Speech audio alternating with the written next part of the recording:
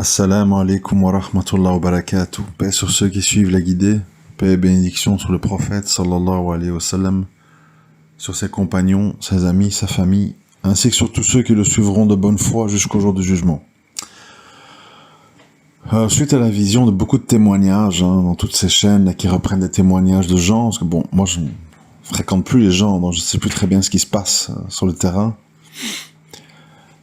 mais quand même venu une inspiration face à tout ça en fait. On y voit des témoignages de dizaines de mères célibataires, de ceci, de cela, bon bref, de tous des gens comme ça, bon, un peu dans des problèmes, des regrets, etc. Bon. Moi, le message que ça m'inspire, et je le dis du fond du cœur, parce que vraiment je pense que c'était important. J'ai envie de dire à tous les couples qui sont en dispute, qui pensent au divorce, qu'ils ont divorcé il n'y a pas longtemps, etc., ou ceux où tout va bien et qui voudraient éviter de tomber dans des pièges à l'avenir, je voudrais vraiment vous dire quelque chose d'important. Une fois que vous êtes mariés, vous devez laisser votre cerveau de célibataire à la porte. C'est-à-dire que le personnage d'avant, l'adolescent, le grand adolescent, il n'existe plus. Vous devez, en tout cas vous les hommes, devenir des hommes en charge d'une femme et bientôt en charge d'une femme et d'enfants. Ça veut dire en fait que tu ne peux plus raisonner comme quelqu'un qui dit « je veux, j'ai besoin, j'ai l'habitude », tous ces trucs de j'ai, c'est fini en fait. Ça devient « on ». Sinon, comme je l'ai souvent dit, ça vaut pas la peine de se marier, si on n'a pas cette mentalité-là. C'est-à-dire que le « je » s'efface pour le « on ». Ça veut pas dire qu'on n'existe plus, parce que je sais qu'aujourd'hui on est là beaucoup dans « tu, réalise-toi, ton potentiel », tes envies et tes plaisirs, oui, on est dans une société qui pousse beaucoup à l'individualisme, certes. Problème, si tu rentres dans le mariage avec de l'individualisme, ça va être difficile. Pourquoi ? Parce que le mariage, ce sont deux individus qui certes se plaisent et s'attirent, et ont un projet en commun, mais viennent avec toutes leurs différences. Différences de caractère, différences de tempérament, différence de rythme de vie, différence de perception des choses, différence de vocabulaire, différence d'enfance, plein de choses, de type de famille dont ils viennent, etc. Donc il y a beaucoup d'ajustements, et qui dit ajustement dit patience, parce que s'ajuster, ça prend du temps. Ça veut dire que si les choses ne sont pas comme vous voulez au début, il faut patienter. Et penser en « on » et plus en « je ».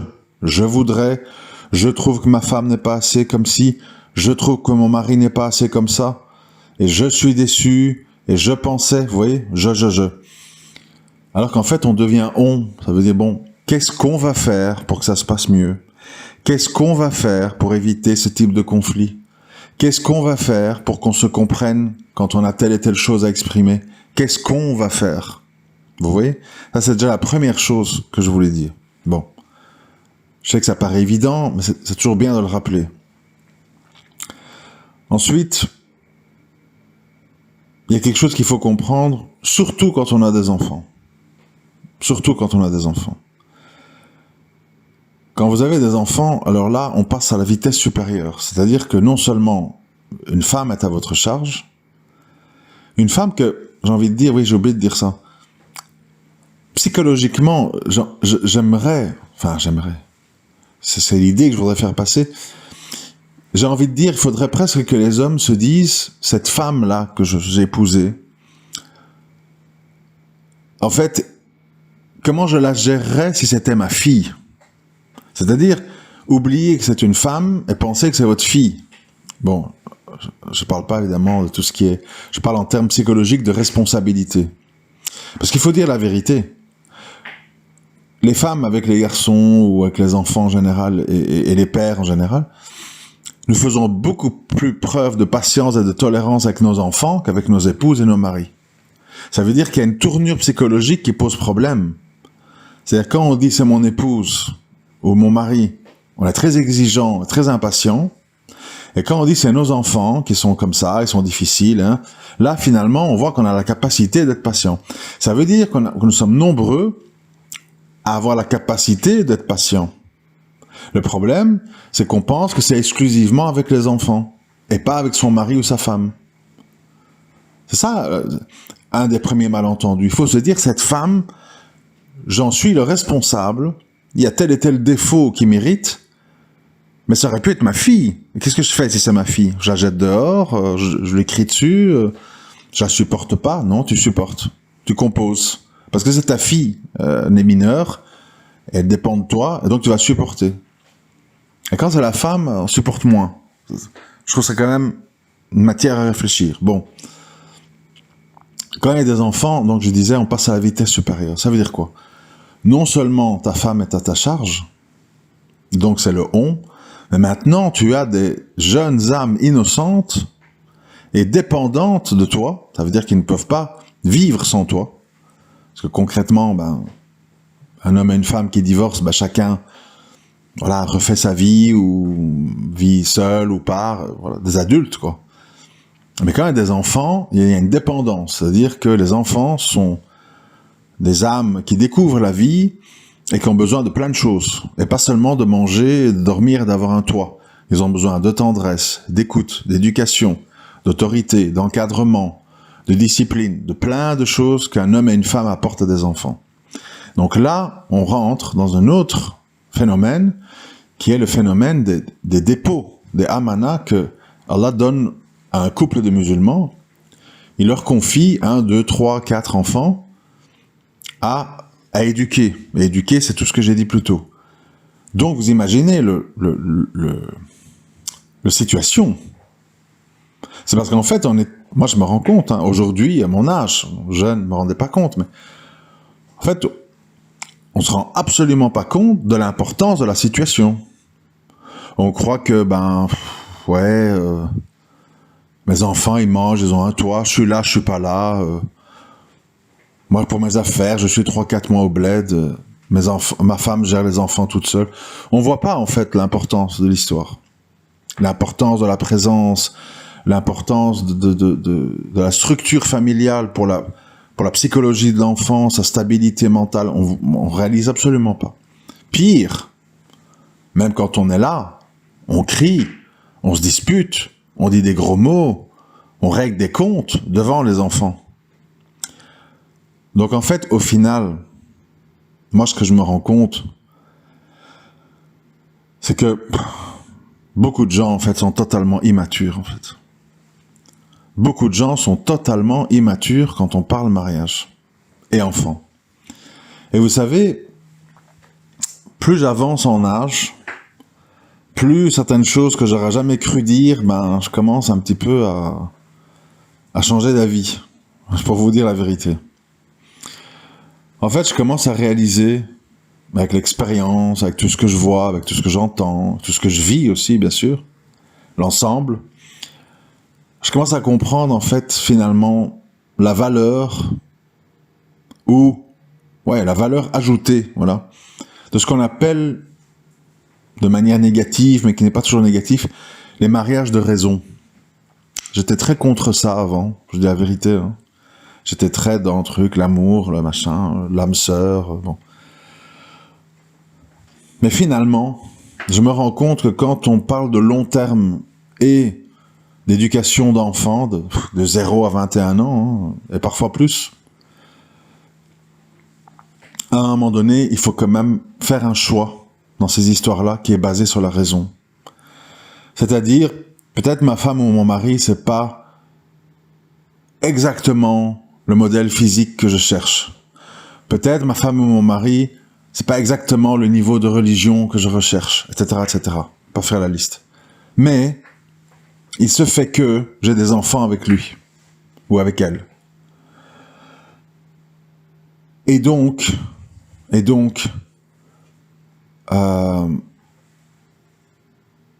pour répondre à cette... Comment on explique ça? Pour répondre à cette chose qui nous est confiée, cette situation, à un moment donné, de toute façon, c'est ça que je veux essayer de vous dire, de toute façon, dans la vie, on doit s'habituer, on doit s'adapter à quelqu'un, ok? Et tout le monde a des défauts, et tout le monde a des problèmes de caractère. Si c'est pas la façon de parler, c'est la façon de ceci. Si c'est pas le désordre, ça sera autre chose. Bon, on a tous nos défauts, on a tous nos manquements, des choses qui énervent l'autre. Donc ça, de toute façon, on n'y échappera pas. On n'y échappera pas. On croit tous qu'il existe quelque part sur Terre un homme ou une femme qui nous correspond parfaitement et où tout sera magnifique. Bon. Mais quand on a vécu, on sait que finalement, un être humain, c'est un être humain. Un être humain, ça fait certaines choses bien, certaines choses moins bien.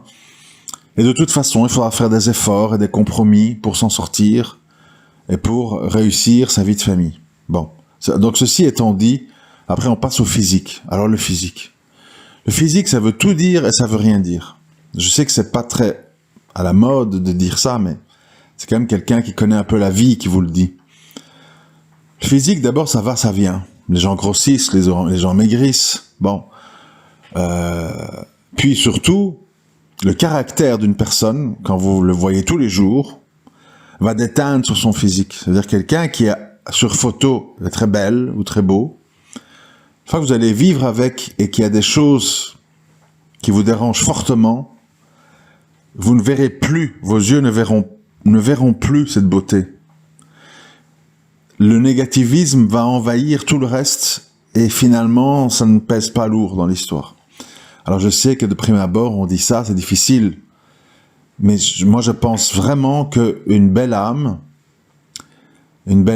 c'est quelque chose qui l'emporte sur le physique et sur l'âge. Parce que tout simplement, je défie quiconque, voilà, c'est simple à comprendre. Je défie quiconque d'être avec l'homme le plus beau de la terre, la femme la plus belle de la terre, et se retrouver avec quelqu'un qui rouspète, qui crie, qui manque de respect, qui est pas fiable, qui est infidèle. Vous n'en voudrez plus. Vous la donnerez en cadeau. Donc ça montre que c'est pas un élément essentiel. C'est pas un élément essentiel. Parce que si quelqu'un nous touche, ou si on aime quelqu'un, ou si on se sent bien avec quelqu'un, si on a confiance dans quelqu'un, on va trouver en cette personne des choses qui nous plaisent. C'est comme ça. Et inversement. Donc, je dis oui, avec l'âge, j'ai un peu l'impression que les mariages raisonnables, de raison, dans lesquels on pèse le pour et le contre, et on voit qu'il y a plus de pour que de contre, c'est parfois quand même un chemin plus structuré et plus stable à long terme que les mariages de passion, d'illusion, de je ne sais quoi, qui mènent souvent, en fait, on passe de l'amour à la haine, de l'idéalisme à la déception. Je crois pas que c'est... J'y crois de moins en moins, en fait, à tout ça. Je vois pas vraiment d'issue favorable. D'issue favorable en quoi? Dans le fait que, étant donné que nous sommes de passage, et que clairement notre rôle, en dehors d'adorer Allah, c'est de perpétuer l'espèce, et les croyants, etc., à un moment donné, ça doit devenir quand même un facteur important, qui est de se dire, bon, on se chamaille, personne ne veut faire de compromis, etc., mais qu'est-ce qu'il y en est des enfants, en fait? On les sacrifie sur l'autel de notre ego. Parce que, vous savez, quand on écoute des couples qui veulent se disloquer, les gens viennent avec leurs arguments. Oui, mais depuis 6 mois, j'ai plus d'intimité, ma femme m'évite, machin. L'autre, non, c'est pas ça, c'est que depuis 6 mois, il est de mauvaise humeur, il m'apaise pas, il m'aide pas, il me m'aide pas à dégager du temps pour penser à moi. Donc ceci, vous voyez, c'est toujours un peu une espèce de compétition pour savoir qui est responsable de la dégradation de la situation. Et à un moment donné, les gens ne se disent pas, bon, toi tu fais ça mal, toi tu fais ça mal, toi tu réponds à ce mal par un autre mal. Ici, si on continue, on va droit à la catastrophe. Parce que c'est comme ça, un être humain ne supporte pas une situation de destruction très longtemps. À un moment donné, il y a un des deux qui lâche. Bon. Alors, on est mariés, on a eu des enfants, on a pris cette responsabilité de faire des enfants. Maintenant, comment on enraye cette spirale infernale qui nous mène au divorce? Comment est-ce qu'on arrête ça?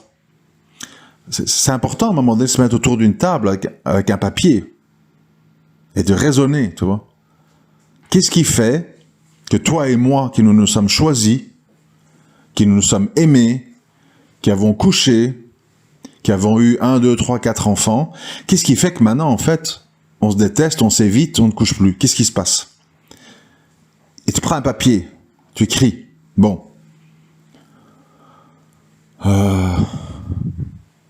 Qu'est-ce qui s'est passé de nouveau qui a fait que ça a dégradé les choses? Ah, bon. Tu vas de plus en plus souvent avec tes copains jouer au mini-foot, tu rentres fatigué et tu prends ta douche, tu dors. Tu faisais pas ça avant. Ok, je note. Toi, avant, tu te confiais à moi. Tu me disais tes tristesses, les choses du passé que tu te rappelles, je te consolais, je t'aidais à surpasser ça. Maintenant, tu me les racontes plus, t'appelles ta mère, et tous les soirs, tu parles à ta mère pendant des heures. Ah, ok, on note, d'accord. Ensuite, au début, quand on s'est connus, tu prenais des douches, tu mettais du parfum, tu faisais attention à ton apparence, tu avais une barbe entretenue, tu veillais à ton épilation. Aujourd'hui, tu te laisses aller, tu oublies de mettre du parfum, ça t'arrive parfois d'avoir la flemme le soir, de pas prendre ta douche, de la prendre que le matin, etc., etc. Ok, on note. Et ainsi de suite, ouais, je vais pas faire la liste, mais... Et ainsi de suite. Et dire, bon, voilà les points qui font que notre relation s'est dégradée. Qu'est-ce qu'on va éliminer dans ces points pour revenir à notre relation d'avant?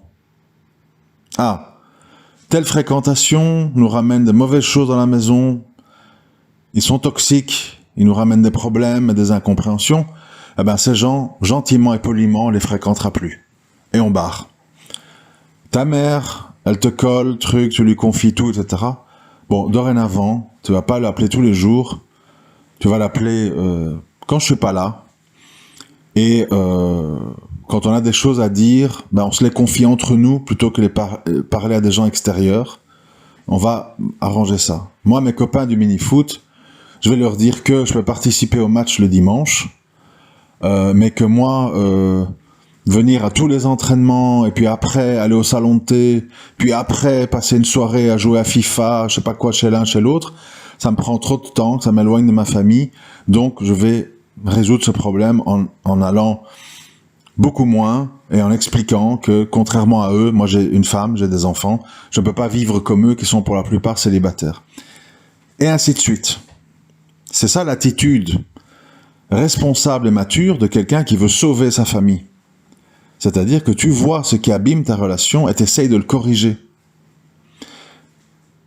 Et je sais que les femmes sont souvent tentées, parce que c'est instinctif, de punir par le lit les erreurs du mari. Évidemment, ça ne fait qu'aggraver les choses. Qu'est-ce qu'il faut faire? Récompenser les choses qui ne vont pas par la sexualité? Non plus. Ce serait pas un bon message. Par contre, quand vous voyez que votre mari fait des efforts, c'est très important ce que je vais vous dire. Parce que nous sommes des créatures qui fonctionnons à la punition et à la récompense, comme beaucoup de créatures vivantes. Ça signifie que si un homme il voit que quand il fait des efforts, quand il fait des sacrifices, quand il fait des choses pour améliorer la situation du couple, il est récompensé. Un bon repas, un geste de tendresse, une nuit intime, machin, etc. Il va être motivé à continuer. Il va se dire, Quand je fais des sacrifices pour ma femme et mes enfants, ma femme est de bonne humeur, elle revient vers moi, et j'ai une plus-value dans ma famille. Donc vous allez l'inciter au bien. Donc c'est important. Je sais bien que tout le monde veut bouder, etc. Mais c'est important de savoir s'arrêter quand vous voyez que l'autre veut faire un effort. C'est très important. Si vous dites, ouais, bon, il a fait un effort là-dessus, mais on va voir le reste, hein, parce que j'attends que tout soit réglé pour me redonner à lui. Ah, ça, c'est pas une bonne méthode. La bonne méthode, c'est à chaque effort, à chaque changement positif, récompense. Récompense veut dire repas, tendresse, nuit à deux, intimité, chacun voit la situation, etc., etc. C'est-à-dire que, quel est le but de ce que je raconte ici depuis 20 minutes? C'est de vous dire, on ne peut pas, surtout des croyants évidemment, mais on ne peut pas se marier et avoir des enfants si le but n'est pas de se battre pour réussir. Si le truc c'est de se dire, au moindre problème, à la moindre blessure, à la moindre mauvaise influence, je fais tout sauter, c'est une attitude totalement immature et irresponsable. Mais le problème que moi je vois, c'est que, ça c'est la théorie, en pratique, il faut que les gens communiquent entre eux. Ça veut dire, si tu dis, ah laisse tomber, je vais pas lui dire, ça a rien, il comprend rien. Il est têtu, il est bête, je vais lui expliquer, il va rien comprendre. Ouais, mais ça peut vous défouler de dire ça. Je dis pas que c'est faux, mais ça va certainement rien résoudre. Parce que l'autre va voir que vous le méprisez, va voir qu'en fait, vous n'avez pas envie de résoudre le problème. Et ce que vous voulez, c'est vous plaindre et de dire que de toute façon, il comprendra pas, et que ça sert à rien, et que c'est foutu d'avance. C'est pas une attitude constructive, hein. On n'a pas le choix, mes frères et sœurs. En matière de mariage, on doit être constructif, on doit prendre sur soi, et on doit être prêt à se réformer et à récompenser les efforts de l'autre. Si c'est pour être dans l'ego et de dire tout doit se passer comme je veux, au rythme que je veux, de la façon comme je veux, et si c'est pas le cas, je donne rien et je fais rien, on n'est pas dans un mariage, on est dans un combat. Et le mariage n'est pas un combat, c'est un apaisement.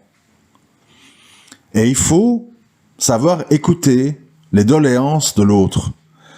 Ça veut dire, à un moment donné, si votre femme vous dit, écoute, j'ai conscience que tu as beaucoup d'amis, tu as beaucoup de gens qui veulent te voir, tu as beaucoup de gens qui veulent te parler, mais moi, je me sens comme si je suis violé dans mon intimité, quand des gens défilent et il faut leur donner à manger, du thé, des biscuits, etc.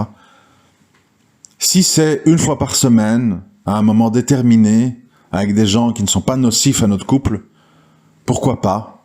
C'est bien d'avoir une vie sociale.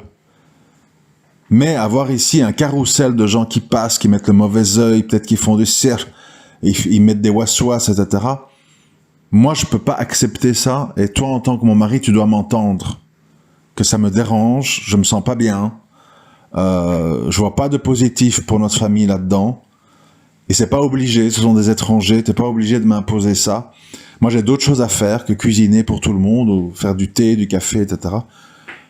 J'ai des enfants, j'ai ma propre personne, moi j'aimerais prendre ma douche, prendre soin de moi, mettre des huiles de corps, etc. Je peux pas m'occuper de la terre entière. Si je m'occupe de moi, de mon mari, de mes enfants, c'est déjà beaucoup. Ne m'impose pas toutes des choses qui sont trop pour moi. Un homme, il doit pouvoir entendre ça, vous voyez. C'est important. Bon, je dis dans ce sens-là, mais ça peut dans l'autre sens, parce que je ne peux pas toujours donner des exemples dans les deux sens, mais... Je sais pas comment expliquer. Tu peux pas dire j'aime quelqu'un, je l'épouse et je lui fais des enfants, mais en fait, j'ai pas envie d'entendre ce qu'il a fait souffrir. J'ai pas envie d'entendre ce qui la dérange. Mais je l'aime, hein. Comment tu l'aimes? Si tu l'aimes, ce qui lui fait du mal te fait du mal. Ce qui la dérange te dérange. Sinon, tu ne l'aimes pas, tu l'utilises.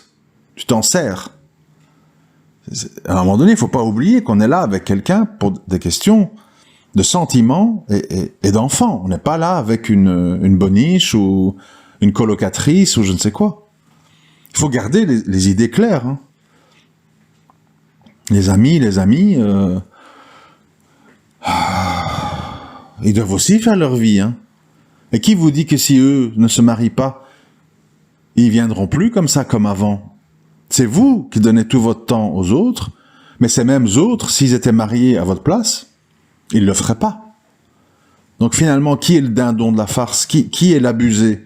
Celui qui ouvre grand ses portes, reçoit tout le monde, ne met pas de limites, et reçoit des réprimandes de ses copains quand il met des limites en disant « Oh là là, depuis que t'es marié, c'est pas comme avant, ta femme te domine », des trucs comme ça. Parce que eux, ils feraient comment si ils étaient avec une femme? Ils viendraient pas vous voir aussi souvent. Évidemment, on est dans un monde où les gens sucent l'énergie des autres et veulent de la disponibilité. Parce qu'ils se sentent seuls, parce qu'ils veulent pouvoir parler, se confier, déverser leurs problèmes sur quelqu'un. Mais qui est vraiment là, finalement? C'est ça que vous devez réfléchir. Qui est vraiment là si un jour vous êtes malade? Si un jour vous êtes triste, vous êtes en dépression? Qui est à vos côtés, au quotidien? Ça sera votre femme, votre mari. Ce ne sera pas des gens de la rue, ou même votre famille, parce que famille, on s'aime, bon, t'es ma sœur, t'es mon frère. Les gens sont occupés, les gens ont leurs problèmes, les gens ont leur travail. Ils ont leur propre femme et leur propre mari à gérer. Ils ne pourront pas faire des miracles. Ils pourront un petit peu vous parler au téléphone, et puis ils vont te dire « Courage, qu'Allah te facilite, n'hésite pas à téléphoner si tu as besoin », et ça s'arrête là. Mais qui va être à côté de vous pour aller faire les courses à votre place? Pour vous amener un thé citron au lit?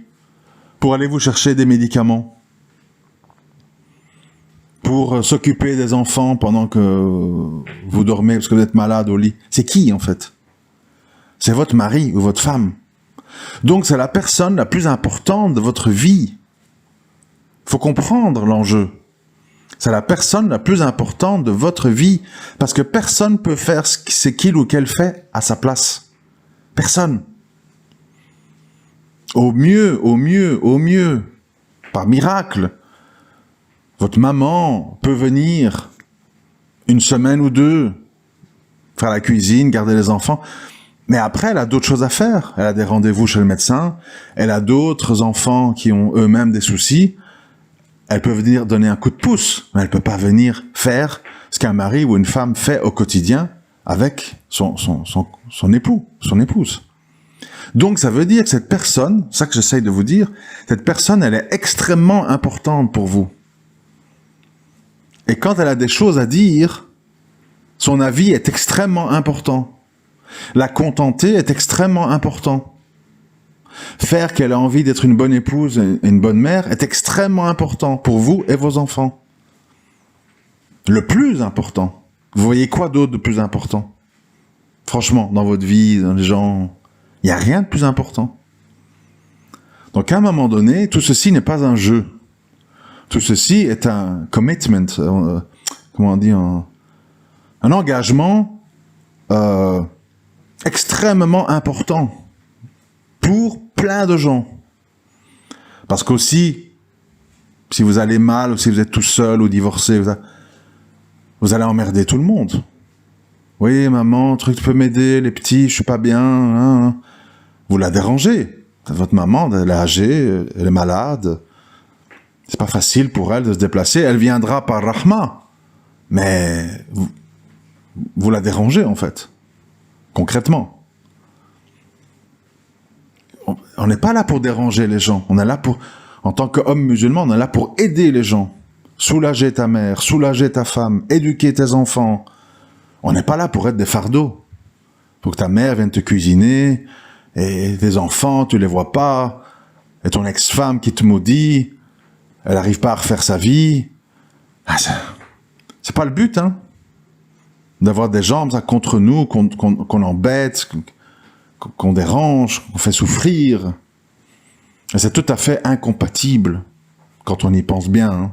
C'est totalement incompatible avec le fait de dire « je suis musulman, je vis avec les valeurs de l'islam ».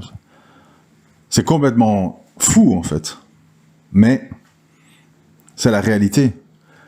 Et donc, c'est pas étonnant. Et c'est pour ça que moi, je m'acharne sur cette question, quand on me dit « pourquoi le mariage ?» Parce que je réalise que c'est la pierre angulaire de nos vies. C'est la pierre angulaire de nos vies. Tous les gens qui vivent seuls et qui ont des responsabilités savent que c'est difficile. Et j'espère qu'ils réalisent, comme moi je réalise, qu'au moindre imprévu, au moindre problème de santé, c'est la catastrophe dans vos vies. C'est la catastrophe. Imaginez-vous, vous qui êtes des femmes avec des enfants, ou vous qui êtes des hommes avec des enfants, c'est plus rare, mais enfin, soit. Vous faites une chute, vous faites un accident de voiture, tombez d'un tram, je sais pas, et vous êtes à l'hôpital, sous Baxter, pour 1 semaine, 2 semaines, 3 semaines, ou pire, dans le coma, bon. Il se passe quoi avec vos enfants, en fait? Il se passe quoi avec vos enfants? Il faut quand même réaliser que c'est grave comme situation. Ça veut dire que l'islam est là pour regrouper les gens, pas pour les éparpiller et les rendre faibles au moindre imprévu. Regrouper. Si ça va pas, il y a ma tante. S'il n'y a pas ma tante, il y a mon oncle. S'il n'y a pas mon oncle, il y a mon cousin. S'il n'y a pas mon cousin, il y a ceci. C'est-à-dire qu'il y a plein de gens sur qui se rabattre en cas de problème. Et nous, notre époque, c'est ce qu'ils ont voulu. On nous éparpille. Ah, ma mère est à Nantes, mon père est au bled, mon frère est en stage en Californie, et moi je suis divorcé à Strasbourg avec mes 3 enfants. Et voilà. Qu'est-ce qu'on fait?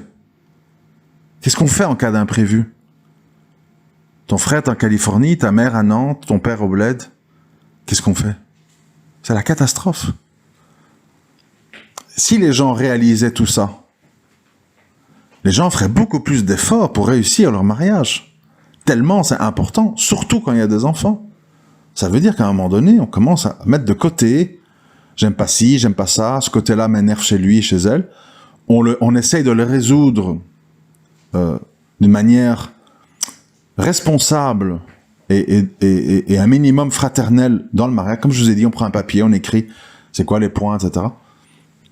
Mais commencer à se disputer, à s'insulter, à partir de la maison, et les enfants au milieu de tout ça qui regardent, moi je sais pas, quand j'y pense, je me dis, c'est impardonnable en fait, vis-à-vis d'Allah, hein, je veux dire, c'est vraiment comme si on est des enfants, c'est des enfantillages en fait, irresponsables et immatures, graves. Au final, je voudrais dire, bon, ça j'ai parlé un petit peu pour les gens qui sont dans les problèmes, qui ne savent pas ce qu'ils vont faire, divorcer ou pas, etc. Bon. Maintenant, je voudrais parler quand même pour ceux qui le sont déjà. Alors, dans la vie, beaucoup de gens ressassent beaucoup le passé. Il y a 15 ans, elle m'a fait ça. Il y a 20 ans, il m'a dit ça. Je l'oublierai jamais. Bon. Personnellement, je trouve que c'est une démarche très contre-productive. J'explique pourquoi.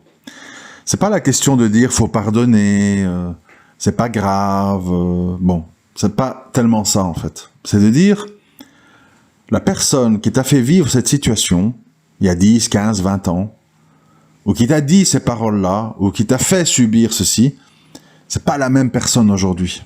C'est quelqu'un qui a vécu, qui a eu le temps de réfléchir sur qui il ou elle était à l'époque.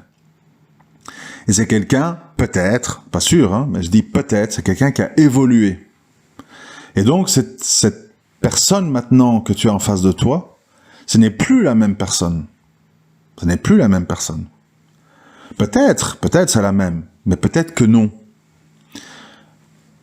Et ça veut dire que si cette personne a évolué, et que cette personne c'est le père ou la mère de tes enfants, et que la vie fait que vous êtes tous les deux disponibles,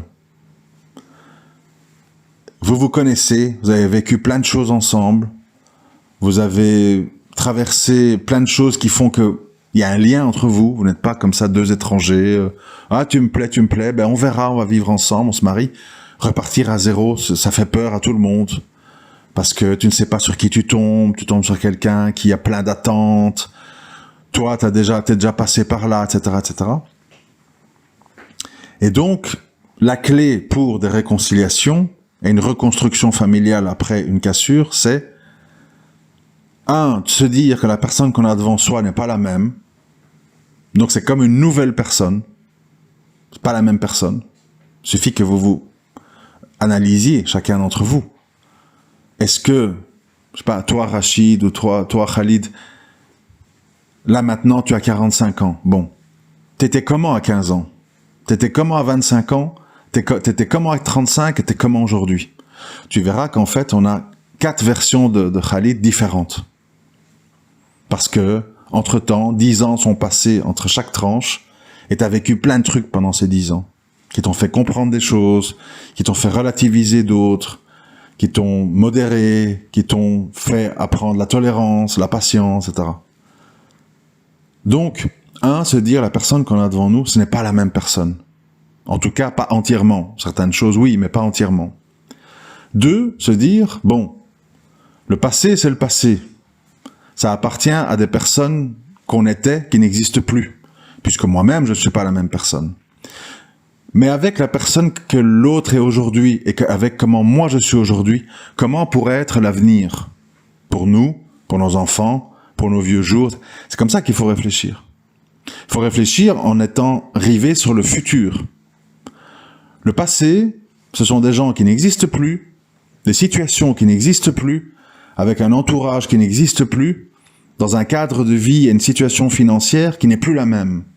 Donc tout a changé en fait. Tout a changé, l'argent, l'expérience, les amis, le mode de vie, etc., etc. Et plutôt que de penser que d'essayer avec 1, 2, 3, 4, 5, 6 inconnus, où à chaque fois il y aura de nouvelles histoires, il est peut-être plus sage, plus constructif, plus mature de se dire celui que j'ai connu pendant 10, 15, 20 ans, avec qui j'ai eu 1, 2, 3, 4, 5 enfants, certes, il s'est passé ça il y a 10, 15, 20 ans, mais aujourd'hui, qui suis-je et qui il est? Est-ce que, parce que je l'ai choisi à la base, et j'ai eu des enfants avec lui, ça veut dire qu'il y a eu des choses qui nous ont réunis. Est-ce que, dans le nouveau contexte dans lequel nous sommes aujourd'hui, une réparation ne pourrait pas être la voie la plus sûre et la plus constructive de se relancer dans une vie de couple plutôt qu'avec une inconnue ou un inconnu qui va devoir subir des enfants qui ne sont pas à lui, machin, etc. Bon, très compliqué, quoi. Alors, je sais que chacun viendra, oui, mais ce qu'elle m'a fait est impardonnable, ce qu'il m'a fait est impardonnable, ceci, cela. Oui, mais on parle du passé. On parle peut-être... Moi, j'ai pas dit que tout le monde évolue. Il y a des gens qui n'évoluent pas. Non. Si votre ex-femme ou ex-mari a les mêmes maladies non traitées, a les mêmes vices, a les mêmes faiblesses, a les mêmes fréquentations, a le même mode de vie, a la même façon de vous parler qu'à l'époque, surtout pas. Moi, je parle quand il y a des gens qui ont évolué, se sont pris en main, ont changé, et vous voyez qu'il y a des modifications dans son comportement. Vous voyez que la personne a vraiment voulu se réformer. Je dis, dans ce cas-là, il faut quand même bien y réfléchir, parce que vous êtes en présence de quelqu'un que vous connaissez, avec quelqu'un avec qui vous avez vécu des choses, avec qui vous avez eu des enfants. Ce n'est pas un parfait inconnu qui va et qui vient comme bon lui semble s'il n'a pas d'attache avec vous. Donc tout ceci, je vais m'arrêter là. Le but de ce message, de dire mesurer l'importance énorme que c'est d'avoir une femme ou un mari et des enfants vis-à-vis de non seulement vous-même, mais aussi des autres, et vis-à-vis d'Allah. Et ne prenez pas tout ça pour jeu ou à la légère, en pensant en fait que ça n'engage à rien et que c'est pas grave. C'est très grave. Tous les psychologues du monde vous diront, des enfants qui ont grandi sans présence féminine ou sans présence masculine présenteront des pathologies plus ou moins graves à l'âge adulte, suivant les circonstances. Alors on va me dire, oui, mais si on est en couple pour tout le temps se disputer, crier, tout casser, c'est pas mieux. Tout à fait vrai. tout à fait vrai. Maintenant, il faut voir si vous ne pouvez pas résoudre les raisons qui font que vous vous disputez. Parce que des parents qui s'aiment et s'entraident et sont unis, c'est un socle de confiance pour des enfants. Donc le but, c'est pas de dire restez ensemble, même si le bateau coule, c'est dire restez ensemble, mais résolvez vos problèmes. De façon à ne plus vous disputer et de donner une bonne image à vos enfants. Et de vous-même vous sentir dans l'apaisement et pas dans les cris et les angoisses. Et si l'un ou l'autre ne veut pas évoluer, ne veut pas résoudre les conflits, ne veut pas entendre ce qui ne vous plaît pas chez lui, que vous voudriez qu'il change, ben malheureusement, il n'y a pas le choix, je suis d'accord. Mais avant de dire qu'il n'y a pas le choix, parce que ça l'idée du divorce en islam, c'est qu'il faut avoir épuisé toutes les possibilités. Il faut avoir tout essayé. Vivre dans un nouvel endroit, changer de pays, s'éloigner des gens toxiques, reprendre une vie sentimentale, sexuelle. Il faut tout essayer avant de dire « je baisse les bras, nous divorçons ». Et beaucoup de gens n'ont pas tout essayé. Et si vous n'avez pas tout essayé et que vous avez lâché par immaturité, par impatience, par je ne sais pas quoi, mauvais conseils, etc., peut-être qu'aujourd'hui, tout le monde aura la maturité de dire le contexte a changé, on peut reprendre l'histoire là où on l'a laissée et sauver la situation. Bon, je vous demande pas de remplir les commentaires avec votre expérience personnelle qui va être la plus dramatique au monde, la plus horrible du monde. Je vous demande plutôt de réfléchir à tout ça et de mesurer les conséquences. Mesurer les conséquences et d'imaginer aussi que la vie ne sera pas plus facile et plus belle toute seule. Parce que ce qu'on vous dit pas dans les médias, c'est qu'il y a des milliers de sœurs qui sont harcelées par la CAF, qui leur dit, si vous faites pas ça, ça, ça, ça, ça, nous on vous coupe les aides. Et elles deviennent les esclaves de la CAF. Elles courent dans les formations, et puis ça, et puis les emplois mal payés, et tout. Parce que sinon on les coupe. Donc, c'est quoi en fait? Vous préférez être une esclave de la CAF que de votre mari? C'est bizarre quand même. Après, qu'il faut rendre cet homme fréquentable et qu'il faut éliminer ce qui vous fait du tort, on est tous d'accord. Mais attention de ne pas penser que la vie est merveilleuse sans votre mari ou sans votre femme. Vous allez rencontrer d'autres problèmes qui seront aussi pénibles à gérer au quotidien. Mais la différence, c'est que vos enfants n'auront pas père et mère. Et il y aura quand même les problèmes. Problèmes d'argent, les huissiers, les machins, les CAF, les trucs. Courir, l'école. Ah, votre enfant est indiscipliné à l'école. Oui, mais je peux pas rien faire. Le père n'est pas là. J'ai pas d'autorité, etc., etc. Vous allez avoir d'autres problèmes. Donc, battez-vous de toutes vos forces pour sauver votre couple avant, pendant ou après. Il n'est jamais trop tard pour les gens de bonne volonté qui se sont réformés, qui ont évolué. Assalamu alaikum wa rahmatullahi wa barakatuh.